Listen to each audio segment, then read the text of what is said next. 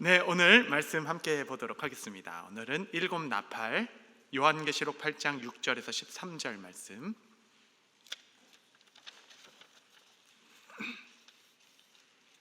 제가 천천히 한번 말씀을 좀 봉독하도록 하겠습니다. 일곱 나팔을 가진 일곱 천사가 나팔 불기를 준비하더라. 첫째 천사가 나팔을 부니 피 섞인 우박과 불이 나와서 땅에 쏟아지매 땅의 3분의 1이 타버리고 수목의 3분의 1도 타버리고 각종 푸른 풀도 타버렸더라. 둘째 천사가 나팔을 부니 불 붙는 큰 산과 같은 것이 바다에 던져지매 바다의 3분의 1이 피가 되고 바다 가운데 생명 가진 피조물들의 3분의 1이 죽고 배들의 3분의 1이 깨지더라. 셋째 천사가 나팔을 부니 횃불 같은 타는 큰 별이 하늘에서 떨어져 강들의 3분의 1과 여러 물샘에 떨어지니 이 별 이름은 쓴쑥이라. 물의 3분의 1이 쓴쑥이 되매 그 물이 쓴 물이 되므로 많은 사람이 죽더라. 넷째 천사가 나팔을 부니 해 3분의 1과 달 3분의 1과 별들의 3분의 1이 타격을 받아 그 3분의 1이 어두워지니 낮 3분의 1은 비추임이 없고 밤도 그러하더라. 내가 또 보고 들으니 공중에 날아가는 독수리가 큰 소리로 이르되 땅에 사는 자들에게 화가 있으리니 이는 새 천사들이 불어야 할 나팔 소리가 남아 있음이로다 하더라. 아멘. 네, 지난주에 일곱인에 이어서 이제 일곱 나팔 저희가 함께 좀 보도록 하겠습니다. 여기 강의안을 좀 보시면 그 내용에 나팔 재앙은 그렇게 오해가 많고 무적행, 황충, 피 섞인 우박 등의 언어들로 해석이 난해하다고 여겨져 지난 한 세대 동안 정통교회는 이 나팔 재앙에 대하여 말하거나 설교하지 않았습니다. 그러던 중 이단들이 이 말씀을 가지고 사람들을 미혹하였는데 이에 반성하여 나팔 재앙을 연구하기 시작하였고 이 나팔 재앙의 본뜻을 가장 잘 풀 수 있는 키가 있음을 발견하게 되었습니다. 그래서 우리가 이제 나팔 재앙을 좀 이렇게 좀 다루고자 하는데 지난 일곱 재앙 할 때에 여러분 기억하시죠? 그 흰 말, 붉은 말, 검은 말, 청황색 말들이 정신없이 사방을 뛰어다니며 어지럽게 하는 세상. 지난 한 주도 얼마나 힘드셨습니까? 여러분 그냥 뉴스를 볼 때마다 각종 말들이 여기저기 뛰어뛰면서 혼란케 하고 고통케 하고 시름시름하는 소리가 얼마나 많은지 그 일곱인의 일을 마친 이후에 나팔 재앙을 함께 보고자 합니다. 함께 읽은 대로 이 나팔 재앙을 풀 수 있는 키가 있음을 오랜 연구 끝에 많은 신학자들이 동일하게 이야기하고 있습니다. 그래서 1번 보면 일곱 나팔 재앙을 잘 이해할 수 있는 키는 무엇인가? 그 키는 출애굽 때에 애굽에게 내려준 10개의 재앙입니다. 여러분 실제로 이 나팔의 7개의 재앙들은 출애굽기 10개의 재앙과 아주 꼭 닮아 있습니다. 강의안을 좀 보시면 나팔 재앙과 출애굽기 10개의 재앙을 좀 비교해서 보면 일곱 나팔, 첫 번째 나팔을 딱 부르니까 피 섞인 우박과 불덩이가 막 떨어졌는데 이것은 재앙, 일곱 번째 우박이 떨어진 것과 동일합니다.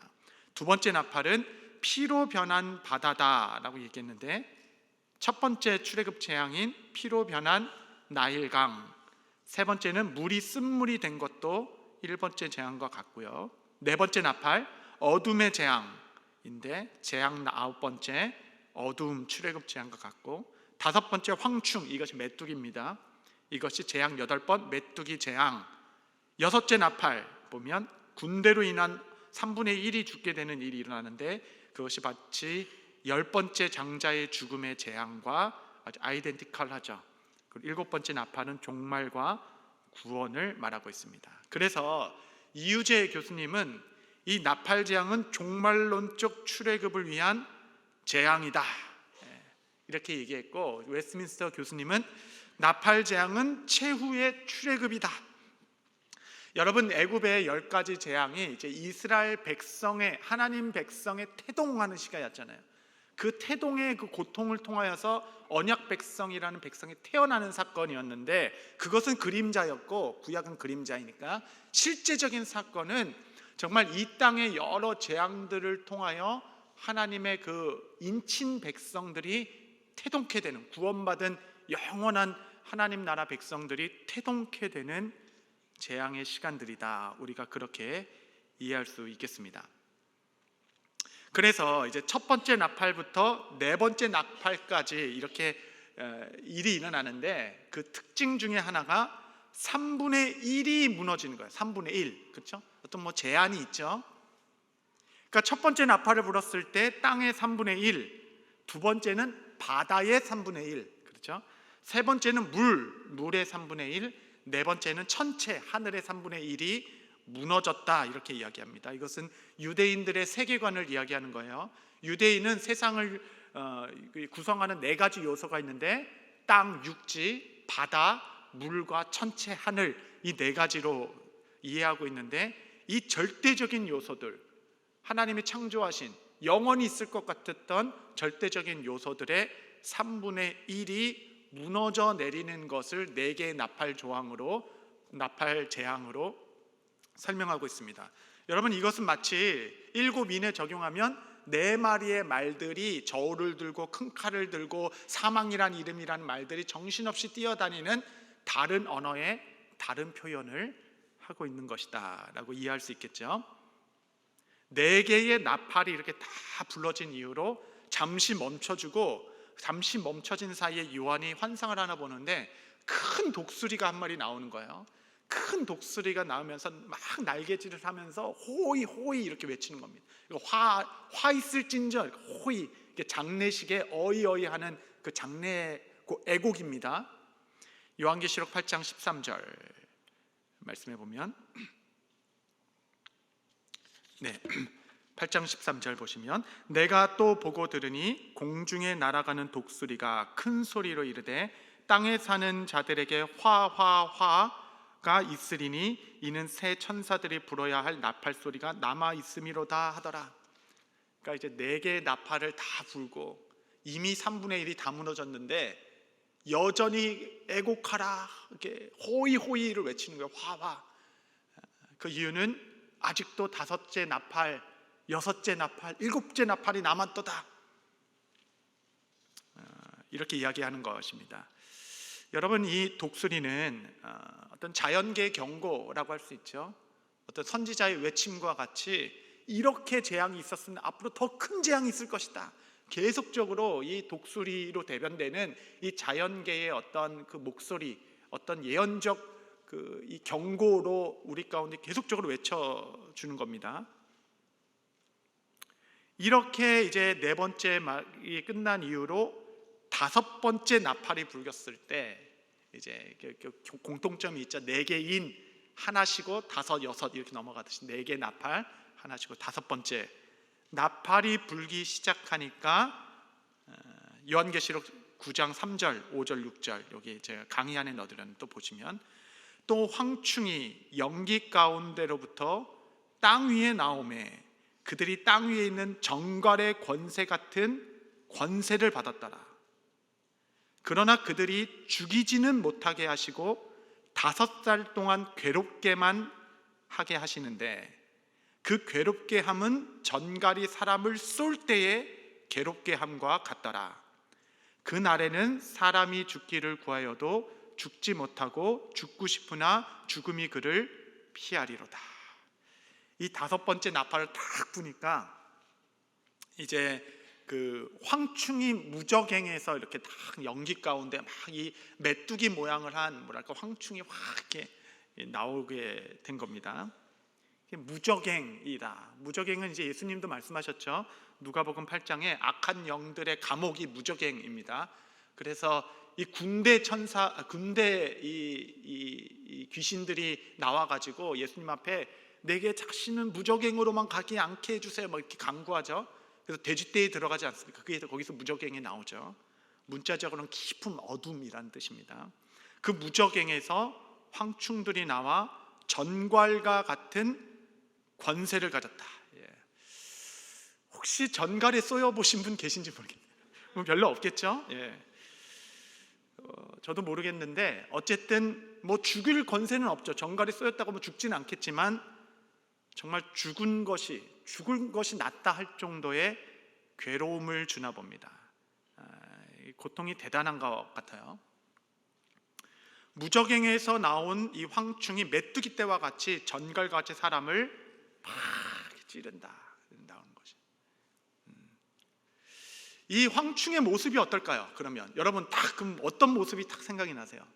보통 막 연기가 나고 막 나와서 막 전갈로 쏜다고 하니까 막 무시무시한 모습으로 나와서 우리를 쏠 것 같은데, 이 요한이 본 거는 뭔지 정확히 몰라가지고 뭐뭐 같다, 그 황충이 뭐뭐 같다, 이런 뭐뭐 같다라는 이야기들로 계속 그 황충을 좀 설명합니다.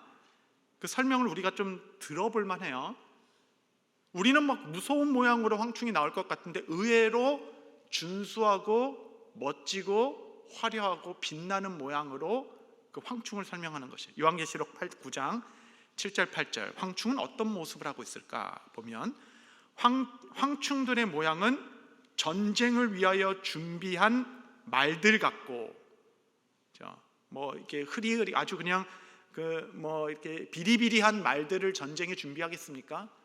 준수한 말들이죠. 위험한 있는 말들과 같았고, 그 머리에 금 같은 관 비슷한 것을 썼으며, 그러니까 관을 딱 썼는데 관은 아니에요.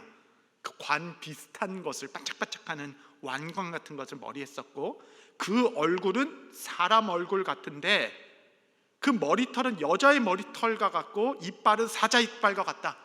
예. 여러분 좋은 것을 다 모아놓으면 이 모양입니다. 준수한 말을 보면 한번 타보고 싶죠. 그 위엄, 금 왕관 같은 비슷비슷한 것들을 쓰였고, 사람의 얼굴에 긴 머릿결이라는 것은 여러분 압살롬과 같이 보십시오. 사람의 그게 준수함은 그 긴 휘날리는 머리털로 머리카락으로 표현되지 않았습니까? 얼마나 위엄 있고 그 아름다운 그 긴 머리를 가지고, 또 그의 이는 사자 이빨 같이 용맹하고 강력한 모습으로 묘사합니다. 여러분 우리가 이 땅에 사는 동안 정말 그 금과 같은 것들을 좀 써보려고, 그 반짝반짝한 거, 그거를 머리에 쓰기 위하여 우리가 얼마나 애쓰고 긴 머리카락을 휘날리며 압살롬과 같은 그의 아름다움과 위엄을 갖기 위하여, 그 매력을 가지기 위하여 얼마나 우리가 노력합니까? 사실은 황충이 그런 모습이었다라는 거예요. 황충이 그런 모습으로 사람을 막 매혹하는 겁니다. 막 유혹하는 거예요. 막 아름답게 유혹하는 모습으로 나타났는데, 막상 그것에 유혹돼서 막 따라가다 보니까 결국 그 황충이 하는 것이 무엇인가? 요한계시록 9장 10절에 보면 또 전갈과 같은 꼬리와 쏘는 살이 있어 그 꼬리에는 5달 동안 사람을 해하는 권세가 있더라. 그 꼬리에는 이 전갈의 꼬리 같은 게 있어서 막 그 아름다운 금관, 머릿결, 그 준수한 말들, 사자 이빨들을 보며 따라가다 결국은 전갈이 쏘는 것과 같이 쏘임을 당하게 되어, 이건 죽고 싶어도 죽음이 자꾸 피해가요. 차라리 죽는 게 낫다 하는데 뭐 죽을 수도 없이 고통만 당하는 전갈의 쏘임과 같은 아픔을 경험케 하는 것이 무적행, 악한 영혼들의 감옥, 그들이 풀려나와 마치 욥과 같이 그들을 믿는 자들을 욥과 같이 이 세상 사람들을 아프게 하는 것이다. 여러분 이것이 이제 사도 요한의 요한계시록 언어인데, 이 쏘는 것을 바울의 언어로 이야기한다면 바울은 이성적이 좀 논리적이죠. 이거와 같습니다. 디모데전서 6장 9절에서 10절에 보면 부하려는 자들은 시험과 올무와 여러 가지 어리석고 해로운 욕심에 떨어지나니 곧 사람으로 파멸과 멸망에 빠지게 하는 것이라. 돈을 사랑함이 일만하게 뿌리가 되나니 이것을 탐하는 자들은 미혹을 받아 믿음에서 떠나 많은 근심으로써 자기를 찔렀도다. 정갈이 쏘는 것과 같이, 그 쏘는 거에 그 정갈의 살이 뭡니까? 쏘는 거에 그 살이 바로 근심. 부하려는 마음으로, 돈을 사랑하는 마음으로 그 황충을 막 따라가는 거예요. 따라가다가 결국 얻게 되는 것은 믿음으로 떠날 뿐만 아니라 근심으로 자기를 찔렀도다. 이 말씀을 디모데전서와 연결해 보면 근심이다라는 겁니다. 여러분, 어떤 근심의 찌름이 있으십니까? 여러분, 하나님께서는 이 무정에게서 나온 이 정갈들에게 이 권세도 주었지만 제한도 주었어요. 이제 함께 있게 되는데 그 제한을 보면 요한계시록 9장 4절 이렇게 제한, 리미테이션을 줬는데, 그들에게 이르시되 땅의 풀이나 푸른 것이나 각종 수목은 해하지 말고 오직 이마에 하나님의 인침을 받지 아니한 사람들에게만 해하라 하시더라. 모니터를 조금만 내려주십시오. 하나님께서 원수들에게, 인친 자들에게 이 정갈의 이 꼬리로 상하게 하는 권세를 주셨는데, 그것은 하나님의 경륜 밖에서, 그러니까 하나님의 택한 자들에게는 쏠 수 없다라고 말한 것이 하나님이 그들에게 주신 제안입니다. 그러니까 여러분, 이 땅에 사는 동안 이 땅에 어떤 원수들이 쏘는 살과 같은 염려와 근심에서 우리들은 상관없는 것이에요. 사실은 여러분, 서머나 교회처럼 우리가 궁핍할 수는 있어요. 버가모 교회처럼 핍박과 환난 있을 수 있습니다. 빌라델피아처럼 유대인들로 하여금 조롱과 비방을 얻을 수 있고, 매맞을 수도 있고, 옥에 갇힐 수도 있습니다. 그런 권세들은 있는 것 같아요. 그러나 결코 우리를 낙심하거나 근심하게 할 정갈의 살의 권세를 그들 가운데 주지 않으셨다 말씀하시는 겁니다. 여러분, 상황과 상관없이 아무것도 근심하지 마십시오. 아무것도 염려하지 마십시오. 그들이 우는 사자와 같이 우리를 잡아먹을 것처럼 하지만 결코 우리를 잡아먹을 수 없게 되면 하나님께서 그들에게 그런 권세를 주신 것이 아닌 것이죠. 이 황충을 향한 하나님의 말씀이 있어요. 예수님의 말씀. 이 황충에 대한 예수님은 제자들에게 뭐라고 말씀하셨는가? 누가복음 10장 19절, 우리 한번 같이 읽겠습니다. 시작. 내가 너희에게 뱀과 전갈을 밟으며 원수의 모든 능력을 제할 권능을 주었으니 너희를 해할 자가 결코 없으리라. 할렐루야. 여러분, 너무 두려워하지 마십시오. 이렇게 매혹적인 모습으로 우리 가운데 유혹하고 올 것이나, 그들이 정갈과 같은 살로 우리를 쏘겠다라고 위협할 수 있을지언정, 여러분, 사실은 우리가 방어자가 아니라 우리가 공격자이죠. 여러분, 그리스도의 교회는 세상을 너무 두려워할 필요가 없습니다. 우리가 방어자가 아니라 우리가 공격자이죠. 대적의 문을 우리의 그 문을 감당하지 못한다라고 얘기했습니다. 대적의 문을 취한다라고 말씀하셨어요. 여러분, 우리는 오히려 뱀과 정갈을 밟으며 모든 능력을 제할 권능을 그리스도께서 우리에게 주시며 땅끝까지 가라. 어떤 상황이 있든지 두려워하지 마십시오. 이 두려움의 이런 이미지가 이제 11장에 결정적으로 나와요. 저는 어려울 때마다 그 이미지를 생각합니다. 훨씬 더 강력해요. 논리적인 얘기보다 그림을 보는 것이. 여러분은 뱀과 정갈이 쏘는 살로 말미암아 해를 당하지 않을 것입니다. 그거는 근심과 염려예요. 아무것도 근심하지 마십시오. 아무것도 염려하지 마십시오. 우리가 우리의 자리를 지난주에 배웠죠. 제단 아래 너는 모든 이마에 인치기 때까지는 잠시 쉬라. 그 쉼의 자리가 우리의 자리입니다. 그래서 이 세상에 이 황충이 쏘는 것 같이 반짝반짝 유혹하고 이 어지러운 세상 가운데서도 우리는 안식을 누리는 자들, 그런 이제 딱 지나가는 겁니다. 이제 딱 지나가고 이제 6번째 나팔이 울리게 됩니다. 6번째 나팔. 이게 이제 아주 두려운 나팔이 되죠. 여섯 번째 나팔 13절 14절 보면 여섯째 천사가 나팔을 불매 내가 들으니 하나님 앞 금제단에 네 뿔에서 한 음성이 나서 나팔 가진 여섯째 천사에게 말하기를 큰 강 유브라데에 결박한 네 천사를 놓아주라 하매. 네 번째 나팔을 딱 부르니까 그 유프라테스 강 있죠, 위쪽에 그 강을 넘어서 아수르도 침공했고 바벨론도 침공하고 그 강을 넘으면 이제 큰 전쟁이 일어나는 겁니다. 그러니까 이 유브라테 경계를 붙잡고 있던 그 천사들의 경계를 놓으라. 무슨 뜻이겠어요? 전쟁이 일어난다 그런 뜻이죠. 우리로 하여금 38선을 붙잡고 있던 경계를 놓으라. 그럼 뭐겠어요? 뭐 끔찍한 일이 일어나겠죠. 그런 느낌으로 오는 겁니다. 근데 여러분, 이 음성이 어디부터 났는가? 이 음성은 하나님 앞 제단 네 뿔은 권세에서 음성이 났다. 여러분, 나라의 경계를 붙들고 계신 분이 하나님 되십니다. 그분은 7눈과 7뿔을 갖고 계시고, 여러분 나라가 와서 평화 협정을 맺는 것 같고 무슨 뭐 뒤로 앞으로 뭐 다 하는 것 같아도 동맹국 간의 힘과 논리, 힘의 논리로 유지되는 것이 아니라 강대국에 속해져 있는 것이 아니라 나라의 경계를 붙들고 계신 분은 우리 하나님이시다라는 것입니다.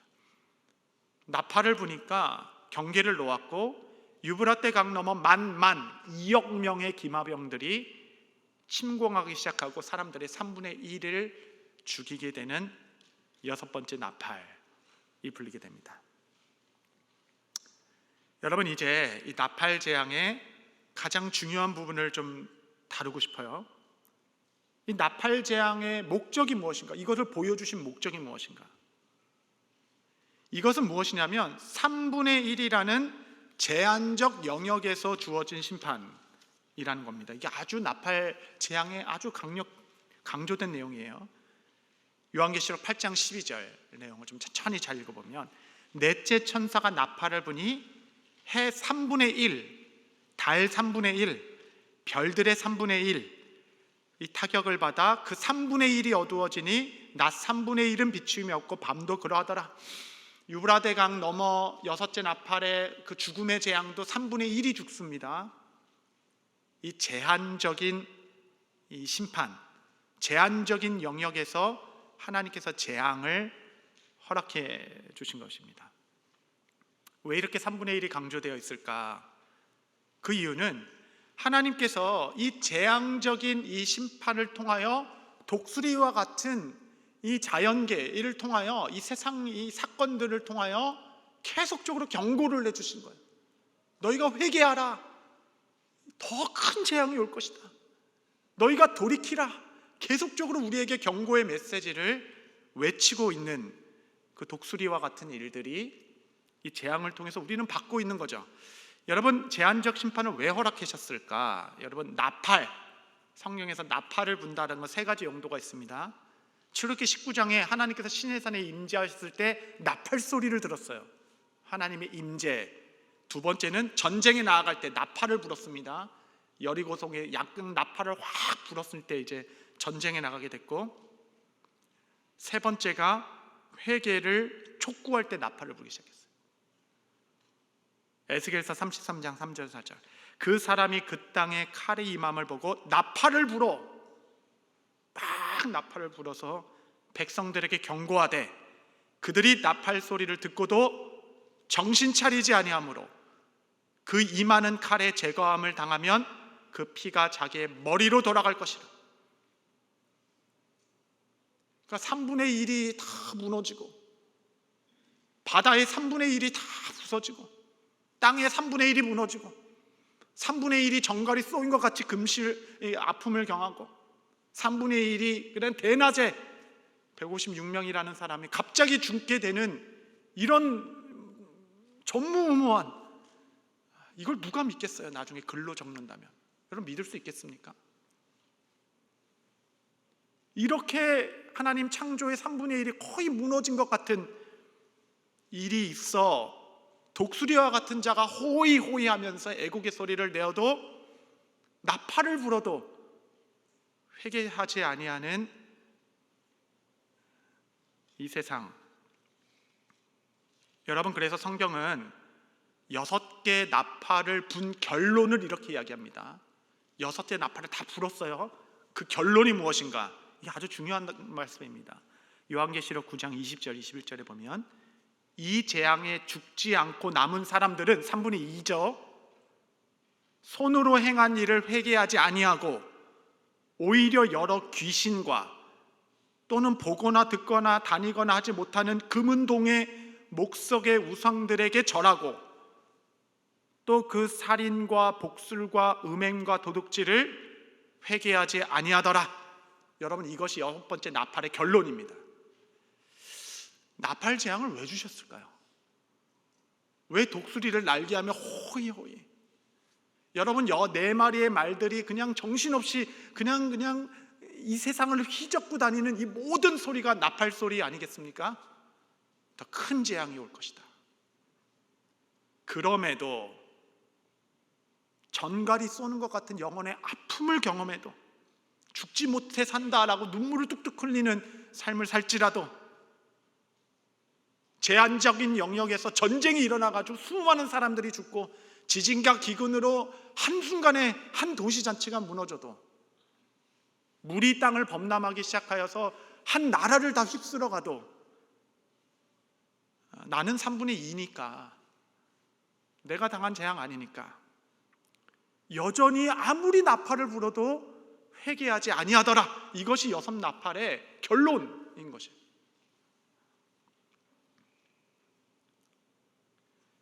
그 큰 지진이나 자연재해로 죽이는 사람들은 저 사람 다 그냥 우상 숭배해서 죽은 거 아니냐. 여러분, 우리가 그렇게 말할 수 있겠지만 누가복음 13장 4절 5절 예수님도 동일하게 말씀하십니다. 이게 나팔 재앙의 뜻이에요. 또 실로암에서 망대가 무너져 치여 죽은 18명의 사람이 예루살렘에 거한 다른 모든 사람보다 죄가 더 있는 줄 아느냐? 너희에게 이르노니 아니라 너희도 만일 회개하지 아니하면 다 이와 같이 망하리라. 그들이 어떤 특별해서가 아니라 지난주에도 몰에서 총기 난사로 또 우리 이민자 가정이 너무 끔찍한 일을 당했죠. 하나님께서 계속적으로 나팔을 부시는 거예요. 나팔을.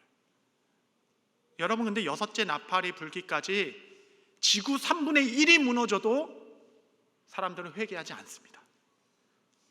여러분, 이게 결론이에요. 이게 결론.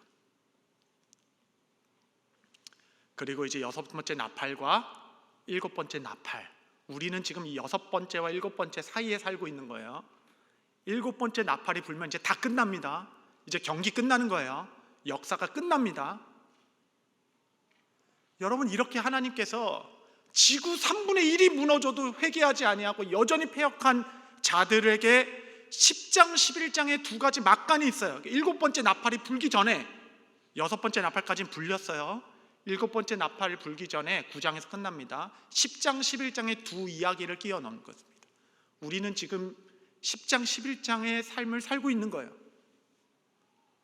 이 10장 11장의 이야기는 2가지 이야기가 나옵니다. 다음 주에 다룰 건데, 하나는 하나님께서 요한에게 말씀을 먹입니다.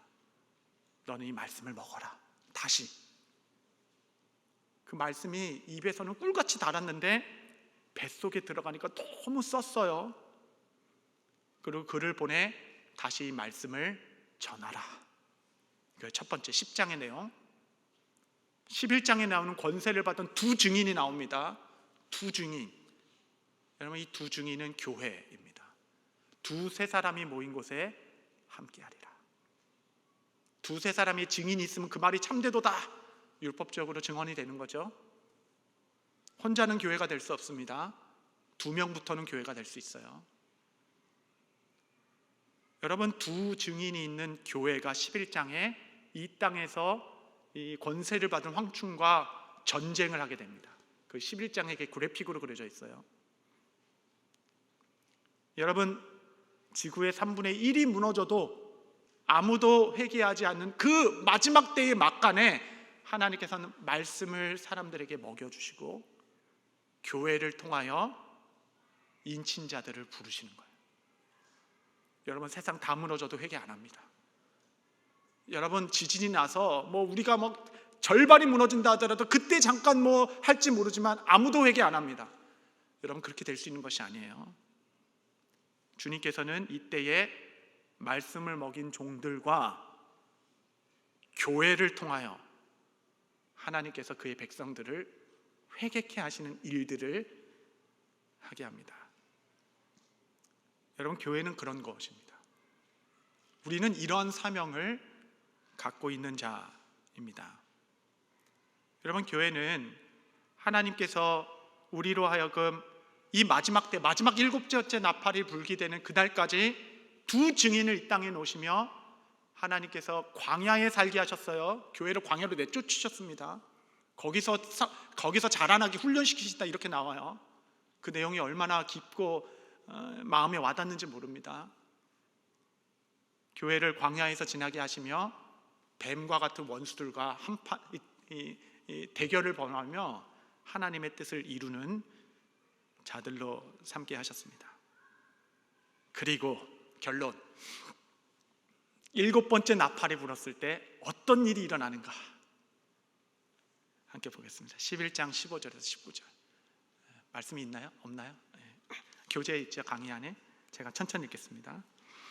7째 천사가 나팔을 불매 하늘에 큰 음성이 나서 이르되 세상 나라가 우리 주와 그의 그리스도의 나라가 되어 그가 세세토록 왕노릇 하시리로다 하니 하나님 앞에서 자기 보좌에 앉아있던 24장로가 엎드려 얼굴을 땅에 대고 하나님께 경배하여 이르되 감사하옵나니 옛적에도 계셨고 지금도 계신 주 하나님 곧 전능하신 이여 친히 큰 권능을 잡으시고 왕노릇 하시도다. 이방들이 분노하며 주의 진노가 내려 죽은 자를 심판하시며 종 선지자들과 성도들과 또 작은 자들이든지 큰 자이든지 주의 이름을 경외하는 자들에게 상 주시며 또 땅을 망하게 하는 자들을 멸망시키실 때로소이다 하더라. 이에 하늘에 있는 하늘의 성전이 열리니 성전 안에 하나님의 언약궤가 보이며 번개와 음성들과 우레와 지진과 큰 우박이 있더라. 여러분, 이 교회들로 말미암아 요한계시록 7장에 보았던 것처럼 아무라도 능히 셀 수 없는 14만 4천이라고 상징적으로 나온 그 큰 보편적인 모든 민족에서 나온 무리들이 교회를 통하여 구원받게 되는 일들이 있게 될 것이에요.